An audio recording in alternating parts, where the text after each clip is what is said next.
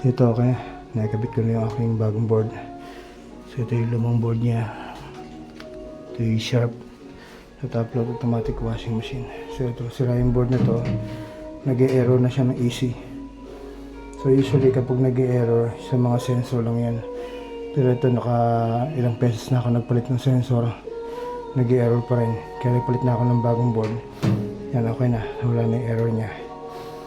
Kasi sa pang problema na to, hindi siya napipindot minsan, hindi gumagana yung mga buto niya. Ito okay na.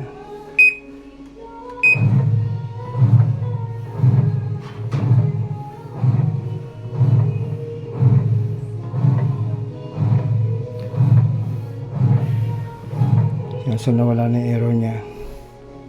Dati kasi mag-i-error ka agad yan, hindi na siya iikot-ikot na gano'n. So ito yan, yan, napipindot na lahat ng buto niya. Yan, yan, magana lahat. Okay na.